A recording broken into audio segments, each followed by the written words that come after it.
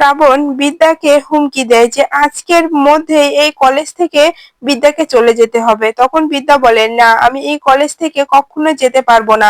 হ্যাঁ বন্ধুরা, এমনটাই দেখা যাবে। বিস্তারিত জানতে ভিডিওটিকে লাইক দিয়ে চ্যানেলটি সাবস্ক্রাইব করে দেখতে থাকুন। গল্পের শুরুতেই দেখা যাবে রিত যখন বিদ্যাকে ফোন করে বলে যে আমি আপনাকে খুব ভালোবাসি বিদ্যা, তখনই বিদ্যা বলে, আমি তো আপনাকে ভালোবাসি না, আপনি কেন আমাকে ফোন করছেন? তখনই দেখা যায় যে রাজদেব চ্যাটার্জি ফোনটা কেড়ে নেয় আর বলে, এই মেয়ে, আর কখনো এই ফোনে ফোন করবে না। আর তোমার সঙ্গে আমার ছেলের কখনোই আমি বিয়ে মেনে নেব না। আমার ছেলের বিয়ে ঠিক হয়ে গেছে, তাই আমার ছেলের সঙ্গে কখনো কথা বলবে না। এরপরে দেখা যায় যে বিদ্যা ফোনটা কেটে দেয়। আর তখনই শ্রাবণ ফোন করে বিদ্যাকে, আর বিদ্যা ফোনে বলে, কি হয়েছে ভাই, তুই ফোন করলি? তখনই দেখা যায় শ্রাবণ আমি কিসের জন্য ফোন দিয়েছি সেটা কি বুঝতে পারছিস না? তারপরেও জিজ্ঞাসা করছিস কেন? তখনই বিদ্যা বলে, হ্যাঁ, আমি বুঝতে পারছি।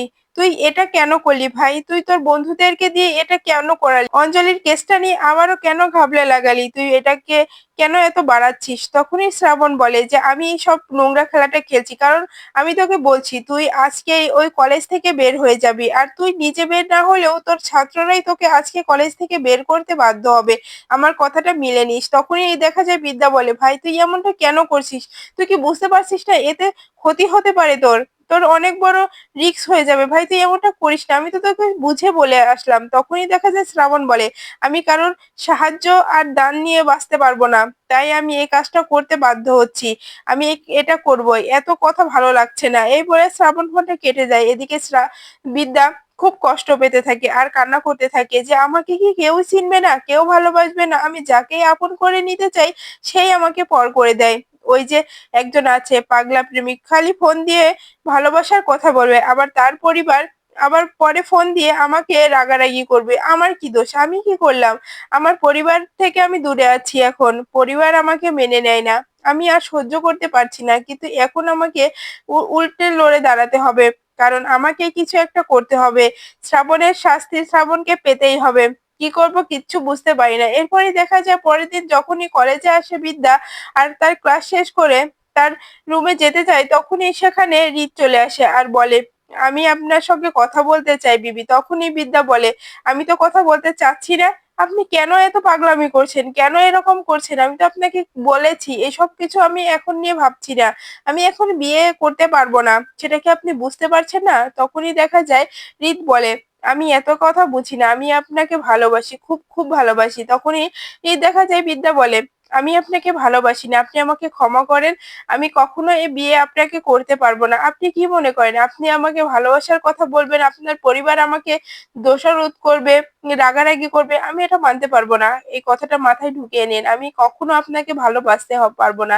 এ বলে যখন বিদ্যা চলে যায় তখনই রিত মনে মনে বলে, আপনাকে আমাকে বিয়ে করতেই হবে, আমি আপনাকে বিয়ে করবই, কারণ আমি আপনাকে ভালোবাসি, তাই আমি আপনাকে বিয়ে করব। আর যে আমাকে ভালোবাসে আমি তাকে বিয়ে করতে পারবো না, তাই ফাগুনকে আমি বিয়ে করতে কখনোই পারবো না। আমি শুধু আপনাকে চাই, আমি আপনার সঙ্গে সারাটি জীবন থাকতে চাই। এরপরে অন্যদিকে দেখা যাবে শ্রাবণ অঞ্জলির ঘরে গিয়ে তার টেবিলের নিচে তার হেয়ার রিংটাও রেখে আসে, আর তখনই সে পুলিশের কাছে বলে দেয়। এরপরে দেখা যায় পুলিশও সেখানে চলে আসে অঞ্জলিকে সঙ্গে নিয়ে আর বলে, এটাই কি তাহলে আপনার রুম? তখনই অঞ্জলি বলে, দেখুন অফিসার, আমার ইচ্ছা নেই, আমি এসব নিয়ে ঝামেলা বাড়াতে চাচ্ছি না, আপনি ছেড়ে দেন। আমি তো কারোর নামে কমপ্লেন করিনি আপনার কাছে, আমার সঙ্গে কিছুই হয়নি, আপনি চলে যান। তখনই দেখা যায় অফিসার বলে, না, আমি তোমার কথা এখান থেকে যেতে পারি না, কারণ কলেজের অনেকেই আমাকে এই বিষয় নিয়ে কমপ্লেন করেছে, এটা আমাকে খুঁজে বের করতেই হবে। তোমার সঙ্গে এই অসভ্যতামিটা কে করলো? ঘরে তো কোনো না কোনো প্রমাণ থেকেই যাবে। এরপরে দেখা যায় পুলিশ অফিসার প্রমাণ খুঁজতে থাকে, কিন্তু তারপরেই দেখা যায় যে শ্রাবণ সেই হিয়ারিংটা পেয়ে যায় পুলিশ অফিসার। তখনই অঞ্জলিকে জিজ্ঞাসা করে, এটা কি আপনি চেনেন? তখনই অঞ্জলি বলে, না না, আমি এটা আগে কখনো দেখিনি। তখনই অঞ্জলির বন্ধু বলে, কেন অঞ্জলি মিথ্যা কথা বলছিস? এটা না শ্রাবণের, তুই কি সব ভুলে গেলি? তখনই অঞ্জলি বলে, চুপ কর না, আমি এসব নিয়ে এখন বাড়াবাড়ি করতে চাই না অফিসার, আমি এখানে পড়াশোনা করতে এসেছি, কোনো ঝামেলা করতে আসিনি, তাই বলছি আপনি এখান থেকে চলে যান। এরপরে দেখা যায় অফিসার বিদ্যাকে ফোন করে আর বলে, বিবি, আপনাকে এখনই থানায় আসতে হবে। তখনই বিদ্যা বলে, আমি এখন কি হয়েছে? তখনই দেখা যায় পুলিশ অফিসার বলে, কি হয়েছে সেটা বুঝতে পারছেন না?